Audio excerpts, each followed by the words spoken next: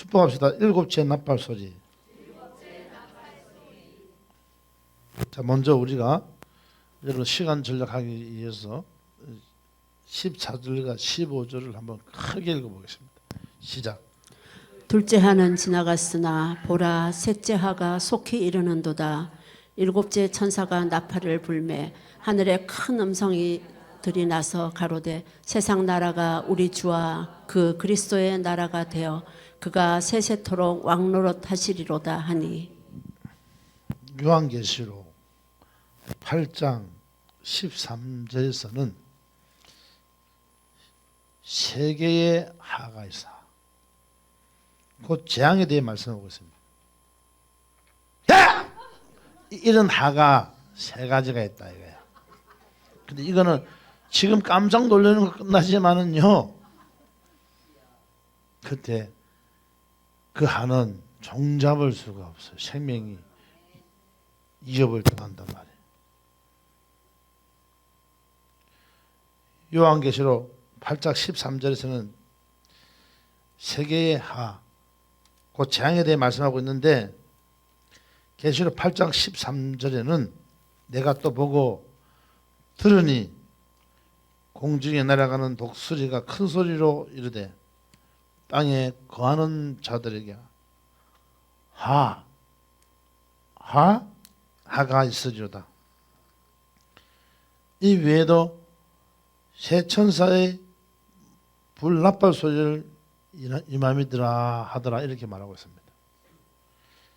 셋째 하는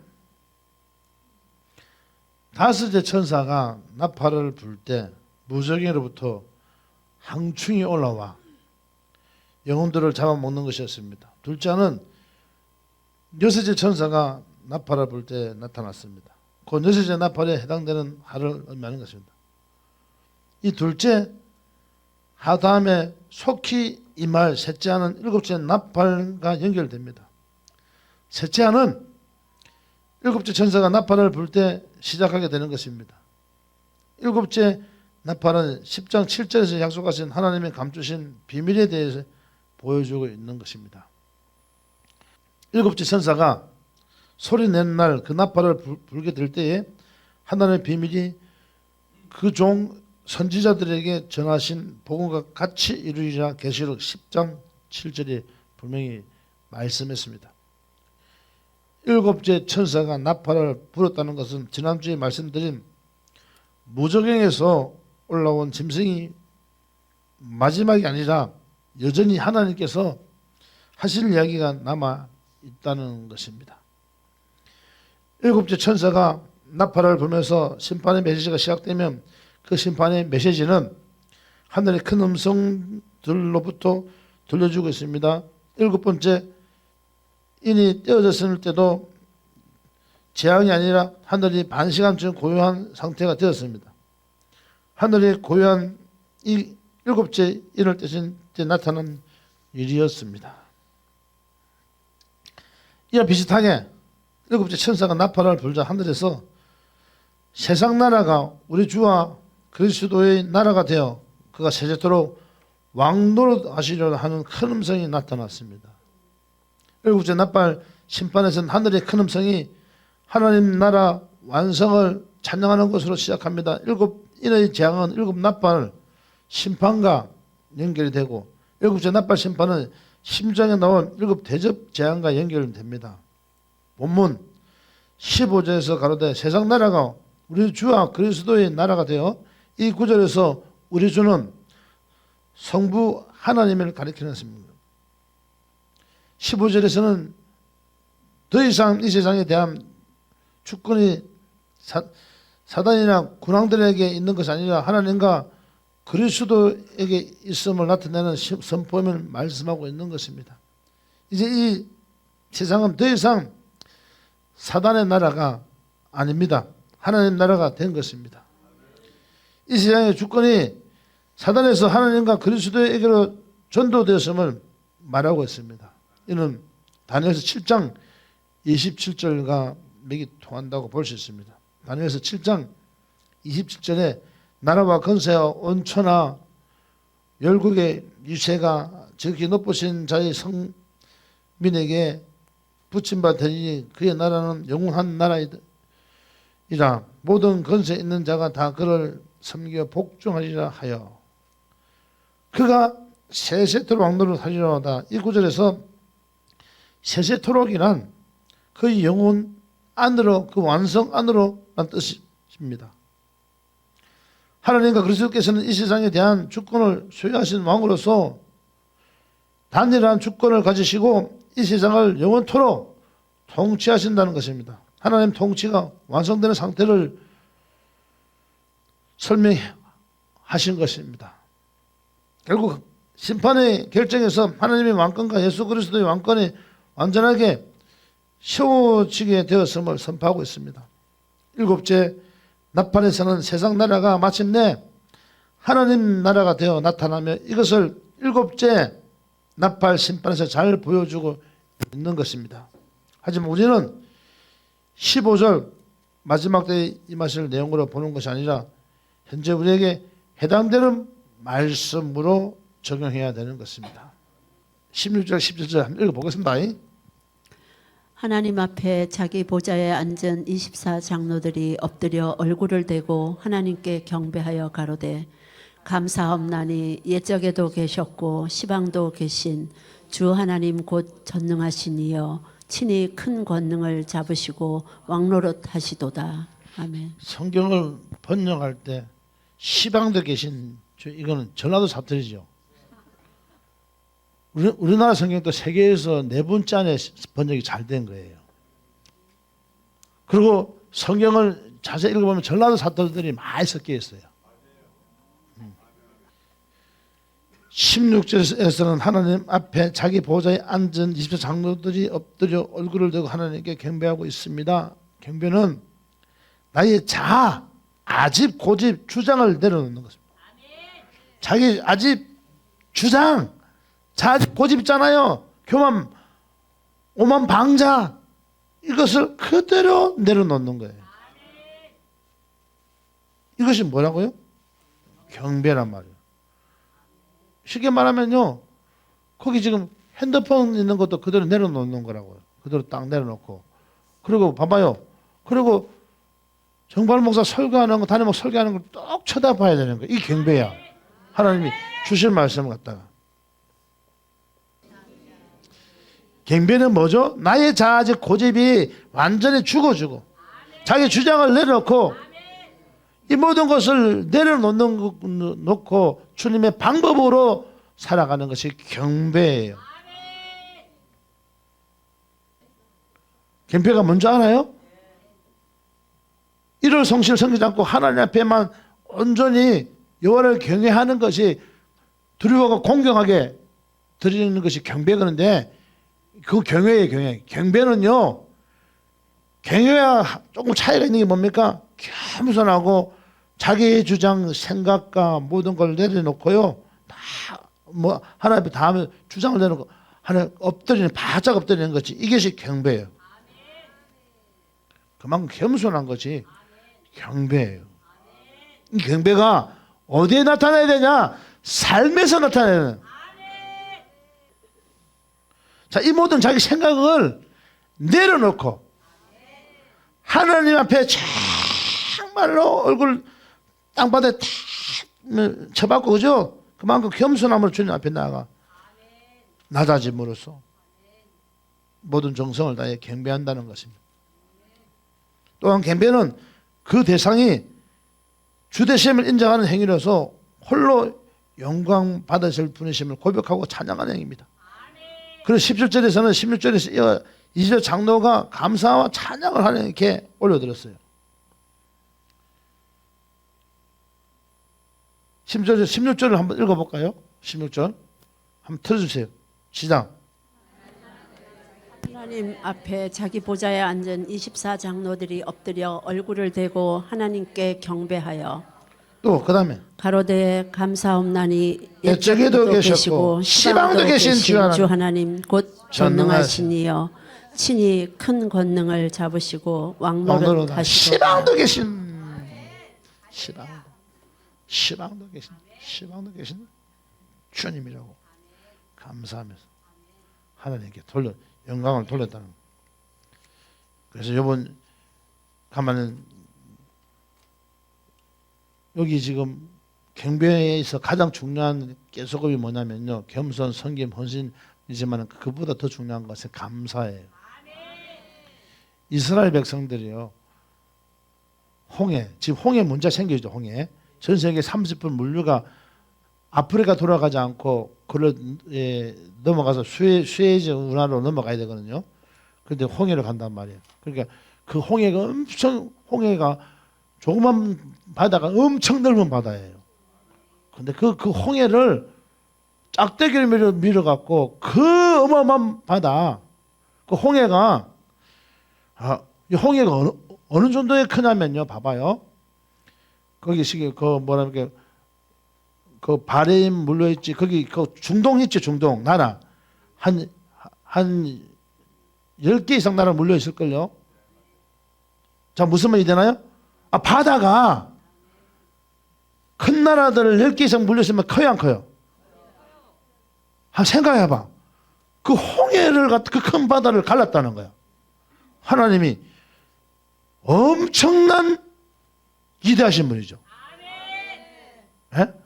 바다가 조그만 바다가 아니다 말이야. 홍해가 그 어마어마한 바다를 하나님이 쫙 갈랐어요. 근데 거기다가 불평하니까,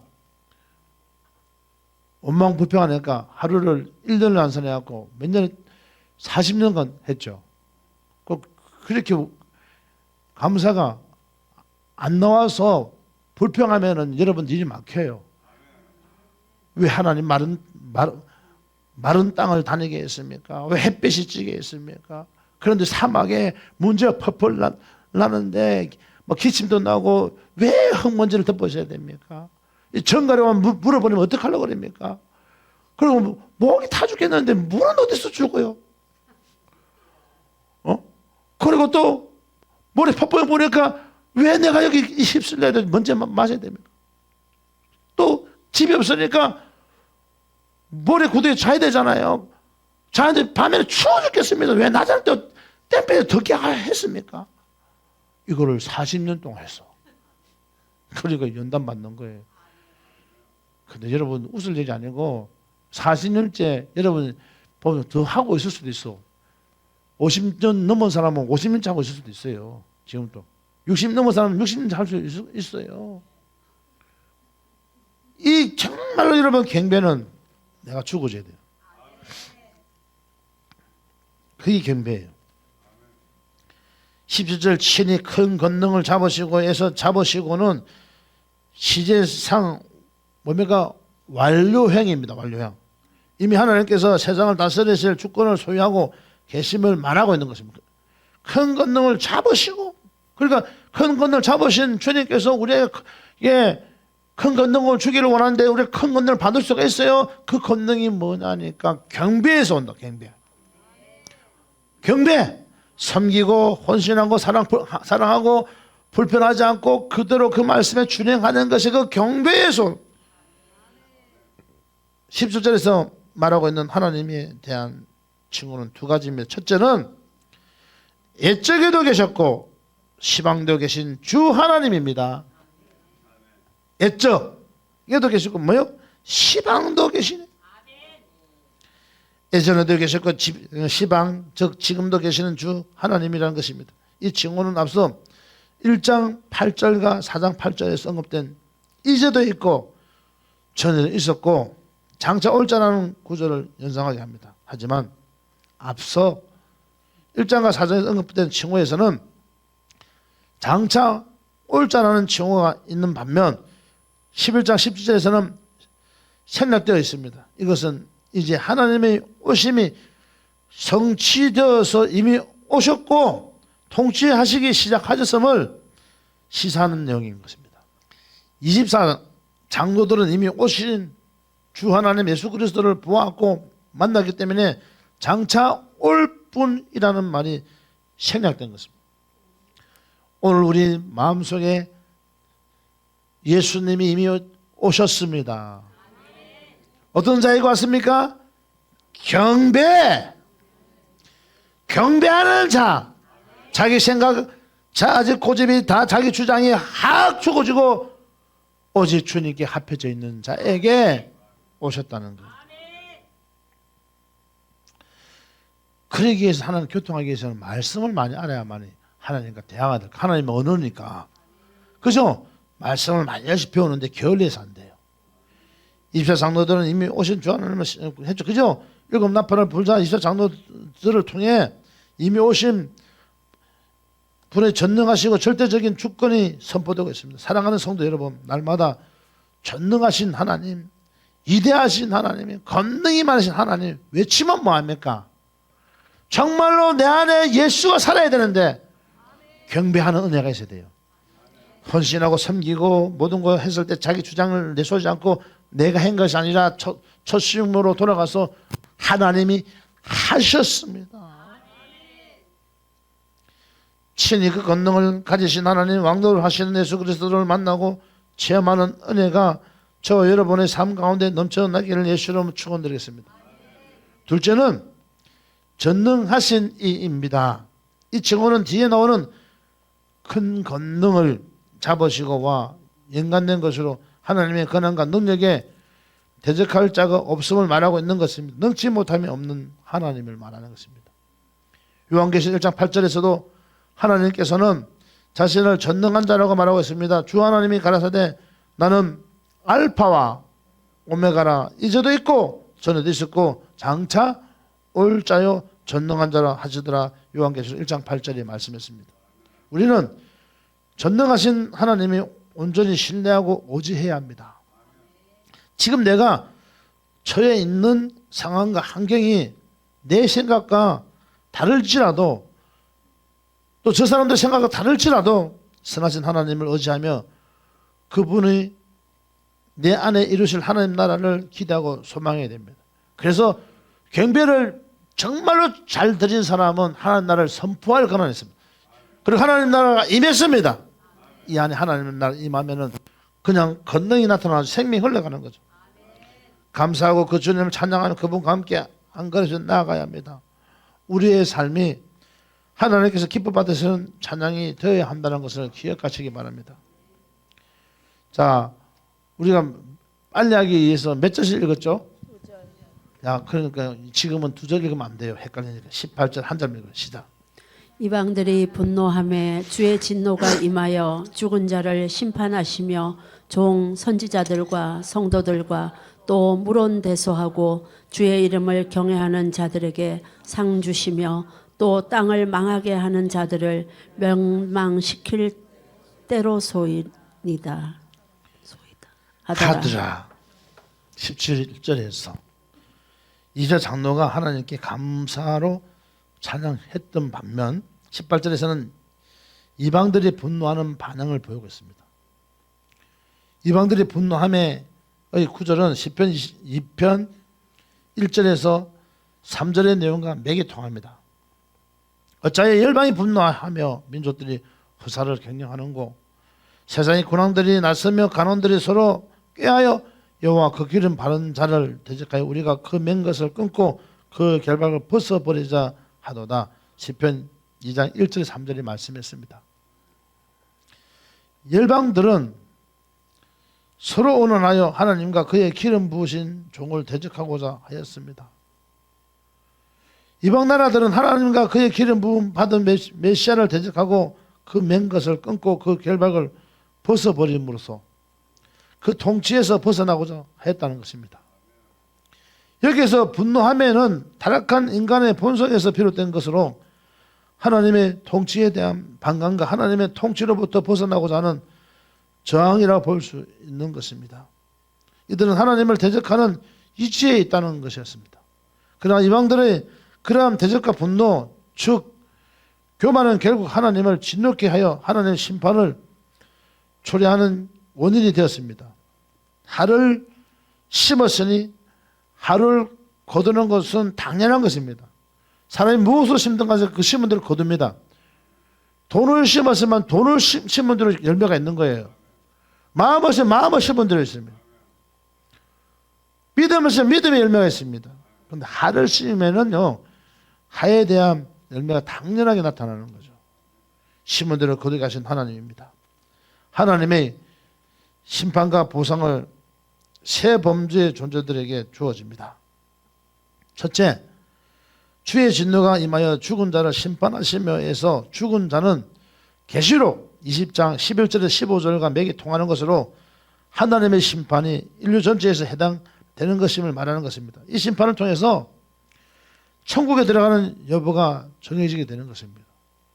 계시록 20장 12절에서 이렇게 말씀하고 있습니다. 또 내가 보니 죽은 자들이 물은 데서 하고 그 보좌 앞에 섰는데 책들이 펴있고 또 다른 책이 펴졌으니 곧 생명책이라. 죽은 자들이 자기 행위를 따라 책들에 기록된 대로 심판을 받으니 계시록 20장 12절에 말하고 있습니다. 둘째, 종 선지자들과 성도들과 또 물은 데서 하고 주의 이름을 경외하는 자들입니다.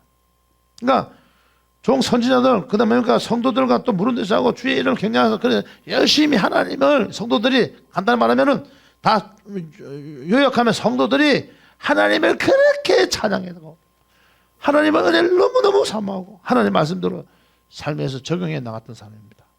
저와 여러분들 이런 삶을 올해는 살아야 됩니다. 누가 잘못됐으면 시기 질투하면서 눈을 확 찔렀는데 안 뽑아주면은 포크 가서 둘을 파면 안 됩니다. 빠질 때까지. 그 말이 무슨 말이면 진짜 포크 들었다는 게 아니고 미워하고 정죄하면 살인이잖아요. 그죠? 그러면 안 됩니다. 포크로 파면 그래도 좀 나은지 모르겠지만 젓가락 쑤셔가면 도라이바 돌리면 안 됩니다. 눈알이 빠지도록. 올 한해는 그렇게 하면 절대로 안 됩니다. 무조건 섬겨주고 사랑해야 됩니다.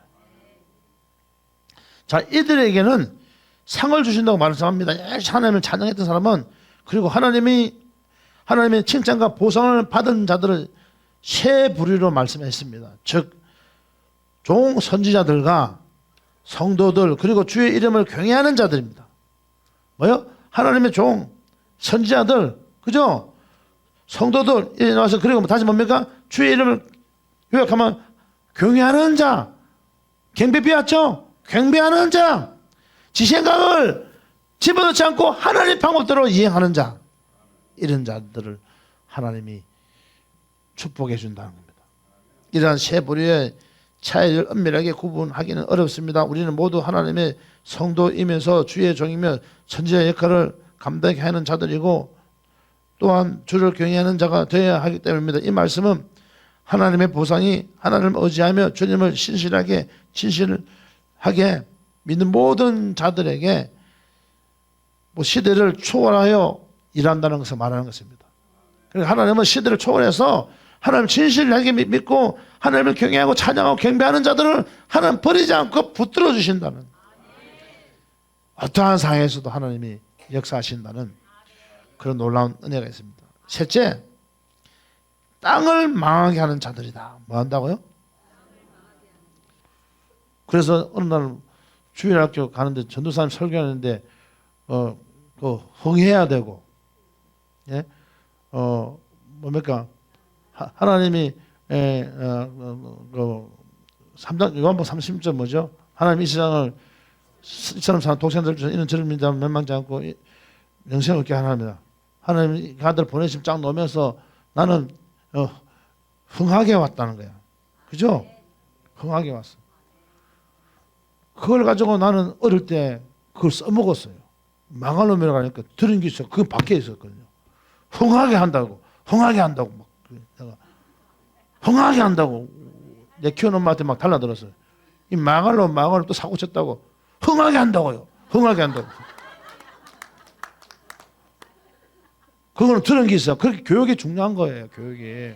여러분, 이번에 제가 성경 전체 몇 간 동안 해준 거 굉장히 중요한 교육을 시켜준 거예요. 노하우. 그런데 그걸 들었으면 적용을 해야 되는데 어려운 것도 없어. 계시록하고 다니엘서하고 에스겔 같은 맥락이라 읽어라. 그러면은 아까 세상의 군왕이 2장 1절에 했잖아요. 예? 금방 그 시편 2장 1절 나왔잖아요.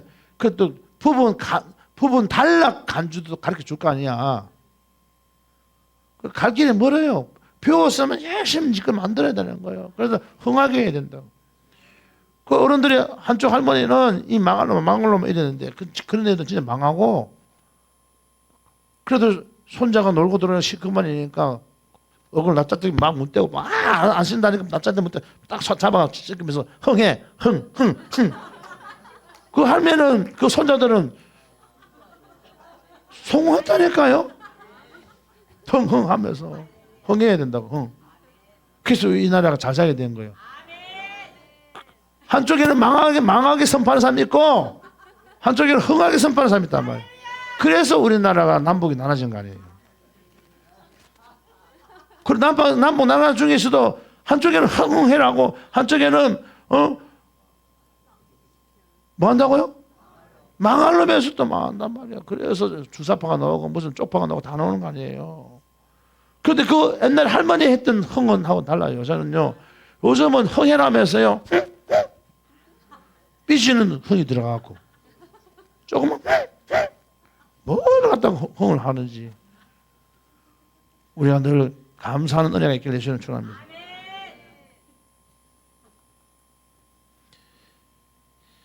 셋째, 땅을 망하게 하는 자들인데, 땅을 망하게 하는 자들은 바벨론이나 짐승, 음료 혹은 거짓 선지자, 불신자들을 가리키는 것으로 하나님을 대적한 사단의 무리를 나타내는 것입니다. 이러한 자들은 그날에 멸망을 당한다고 말하고 있습니다.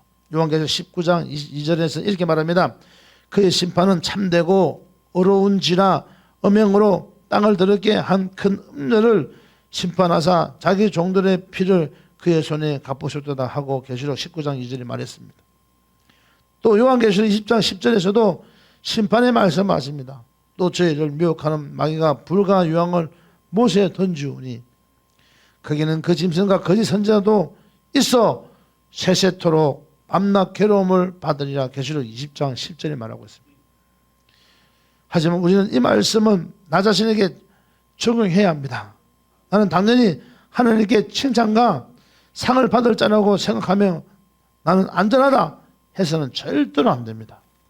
예수를 진실되게 믿어야 돼요. 마지막까지 천국 가는 그날까지 안심해서 안 됩니다. 내가 주님을 경외하며 하나님께 절대 감사, 절대 순종으로 하나님께 받은 사명을 감당하며 상을 받을 수 있는 삶을 살고 있는지, 내 생각과 주장이 앞서 툭하면은 원망과 불평의 씨를 심고 그것이 자라게 하여 나의 삶뿐만 아니라 주위를 더럽히며 하나님의 대적자의 위치에 있지는 않은지 한번 생각해 봐야 됩니다. 나 자신을 바라보는 은혜가 있어야 함을 믿으시기 바랍니다. 나의 모습이 하나님 보시기에 어긋난 부분이 있다면 회개하고 돌이켜야 합니다. 다시는 죄의 그 자리에 가서는 절대로 안 되는 것입니다. 우리 모두 겸손하게 주님 앞에 무릎을 꿇는 자들이 되시기를 예수의 이름으로 축원드리겠습니다. 19절 한번 읽어보겠습니다. 이에 하늘에 있는 하나님의 성전이 열리니 성전 안에 하나님의 언약궤가 보이며 또 번개와 음성들과 뇌성과 지진과 큰 우박이 있더라. 아멘. 하늘에 있는 하나님의 성전이 열렸다는 거야. 야, 하늘에 있는 하나님 성전이 가장 열려야 될 것이 하나님의 성전 열리면 좋아요, 안 좋아요? 매일 환상 보고 보입니까? 하나님 성전은 안 보이지만 열어주시오. 이거 하지 말고 내 꼬락서를 볼 수 있도록 이게 열려야 돼요. 고린도전서 3장 16절 이하에 너희가 하나님의 성전인 것과 하나님의 성령이 너희 안에 거하신 알지 못하느냐. 하나님의 성전을 더럽히면 하나님 그 사람 멸하신 데 있으니까 이 성전이, 마음의 성전이 확 열려야 돼. 여러분 막 시다거리고 막 사람들하고 교제하는 성격이 좋겠어요? 꽁하고 잘 삐지는 성격이 좋겠어요? 그 대답들은 못해. 잘 웃고 그런 게 일단 좋겠죠. 시다거리는 게 좋겠죠. 시다거리는 것도 절제를 따라서 시다거려야 돼. 대놓고 죽게다 보면은요, 말하다 보면은 죽게다 보면은요, 실수는 반드시 있어. 그래서 올 한 해는 여러분들 시다거리는 사람들은 사따마시 좀 하세요. 필요한 말만 던져. 예? 필요한 말만 던져서 큰일 나기 바랍니다. 하늘에 있는 하나님의 성전이 열렸다는 것은 모든 성도가 하나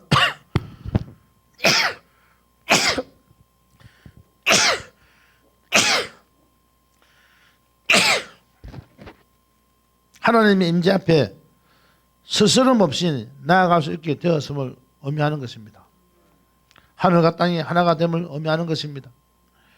땅을 망하게 한 불신자들을 멸망시킴으로 하늘과 땅이 하나가 되는, 즉 에덴의 회복이 이루어지게 되었음을 말하는 겁니다. 하나가 된다는 것, 우리는 내 안에 창조의 목적대로 에덴의 회복이 반드시 일어나야 됩니다.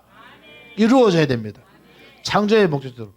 주님이 사랑이 묻어나고 누가 뭐라 하더라도 하늘 대도 네 감사합니다. 아멘. 아멘. 이렇게 해야 돼요, 안 해야 돼요? 이러면 안 돼요. 약 올리는 거예요. 그래서 하나가 있는데 맞습니다. 아멘. 이러면 열받게 하는 거잖아요. 정말로 그 사람 말을 들어주고 고쳐나가려 해야지. 앞에서는 네 고치겠습니다. 돌아왔으면 세월아 웃기고 있네. 이러면 안 된다. 처음과 끝이 똑같은 은혜가 있기를 바랍니다. 우리는 내 안에 창조의 목적대로 에덴이 반드시 회복이 이루어져야 됩니다. 사단과 죄의 종으로서 살게 하고 나는 망하게 하는 옛사람을 몰아내고 내 안에 하나님의 거룩한 성전을 건설해야 하는 것입니다. 우리 마음 성전 안에 세워진 하나님 나라는 나를 주님께 드린 만큼, 나의 옛사람이 죽은 만큼, 하나님의 통치를 받은 만큼 이루어지는 것입니다. 우리는 하나님의 온전한 통치를 받는 자들이 되어야 합니다.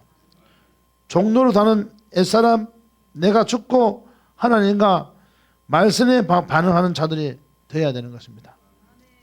성전 안에 하나님의 언약궤가 보이면 하는 말씀은요, 하나님의 언약이 완성된 것을 보여주는 것입니다. 그래서 우리 성전 안에 하나님의 언약궤가 진짜 보여야 됩니다. 내 안에, 그 안에 말씀이 보이고 하나님의 은혜가 넘쳐나야 됩니다. 하나님의 언약궤가 있는 성전은 지상의 성전이 아니라 하늘의 성전입니다. 그죠? 구약에서 언약궤는 하나님께서 자기 백성을 구속하시고 그들에게 임재하심을 나타내는 약속의 상징이었습니다. 언약궤는 하나님의 임재를 상징하는 상자로서 언약, 그 안에 뭐가 있죠? 십계명, 또 뭡니까? 아론과 쌍난 지팡이 있죠? 그런데 보세요. 십계명에 두 돌배를 보관했기에, 그죠? 언약궤, 그죠? 아론의 뭐요? 쌍난 지팡이, 그죠? 기적, 그죠? 그러니까 무슨 말씀이 있으면 기적이 나타난다는 거예요. 기적이 있으면 말씀이 나타나요. 누가 하신다고요? 하나님 하신다. 그러니까 우리는 말씀 먹고 기적이 나타나야 되고, 기적이 나타나는 그 하나님이 하셨다고 선포해야 되는 거예요. 출애굽기 25장 21절에서 22절에 언약궤 안에는 원래 아론의 쌍난 지팡이 만나, 그죠? 그죠? 한 오매를 담은 항아리가 보관되어 있으나 솔로몬 때는 십계명의 두 돌비만 보관됐습니다. 십계명과 두 돌비가. 바벨론에 의해서 예루살렘 성전이 파괴된 이후 언약궤의 흔적은 찾을 수 없지만, 여기서 등장하는 언약궤는 성도의 구원과 불신자의 심판을 언약한 하나님 약속의 신실성을 보여주는 상징으로 보아야 되는 것입니다. 다시 말해 19절의 언약궤는 구약에 나타난 지상 성전의 언약궤를 가리키는 것이 아니라 그리스도의 구속 사역을 통해 성취된 하나님과 그 백성 간의 새 언약을 암시하고 있습니다. 그래서 내 안에 주님과 새 언약이 정말로 여러분 견고히 맺어져야 된단 말이에요. 어떻게 할 때? 요한을 경배할 때, 내 자아지고 죽어지고 주님이 그들 사실 때 그 언약의 통치, 성취가 나타나게 되는 겁니다. 옛 언약 하에서는 대제사장이 1년에 한 번에 언약궤 있는 지성소에 들어갈 수 있었지만, 이제는 예수 그리스도의 구속 사역을 통해서 주의 공로로 그분을 의지함으로 우리는 하나님의 존전에 담대하고 자유롭게 나아갈 수 있습니다. 하나님의 존전에 담대하게 나가는 거야. 히브리서 10장 19절과 22절에서는 그러면 형제들아, 우리가 예수의 피를 힘입어 성소에 들어갈 담력을 얻었나니 그 길은 우리를 위하여 시장 가운데로 열어놓으신 새롭고 산 길이요 시장은 곧 저의 육체니라. 또 하나님의 집 다스리는 큰 제사장이 계심에 우리가 마음의 뿌림을 받아 양심의 악을 깨닫고 몸을 맑은 물로 씻었으니 참 마음과 온전한 믿음으로 하나님께 나아가자 말씀하고 있는 것입니다. 19절의 언약궤는 하나님 나라의 도래로 구속사역에 성취되었음을 나타낸과 동시에 언약을 지키시는 하나님의 신실하심을 나타내고 있습니다. 우리는 겸손한 참 마음과 온전한 믿음으로 하나님께 나아가 그분과 교통하는 은혜가 넘쳐나기를 바라야 되겠습니다. 교통을 통해 하나님의 뜻대로 순종하고 오직 그분을 의지하며 나아가야 됩니다.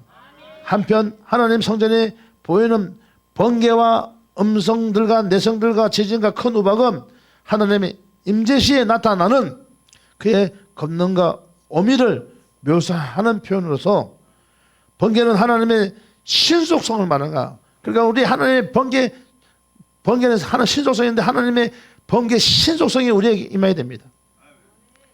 음성은 하나님의 권위를 나타냅니다. 하나님의 권위가 나타나야 됩니다. 내성을 하나님의 공호를, 지진은 심판의 규모를, 또 우박은 그 재앙의 비참함을 의미하는 것입니다. 이는 하나님의 임재와 그 백성에 대한 보호를 시사한다고 말할 수 있는 것입니다.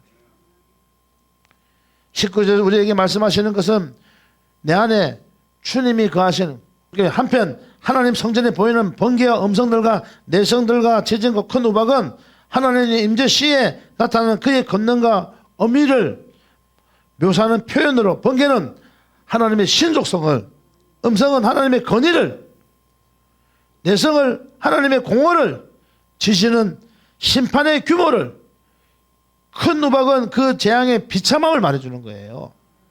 이는 하나님 임재와 그 백성에 대한 보호를 시사한다고 말할 수 있습니다. 19절에서 우리에게 말씀하시는 것은 내 안에 누가요? 주님이, 그죠? 주님이 거하시는 마음, 성전이 세워져야 한다는 것입니다.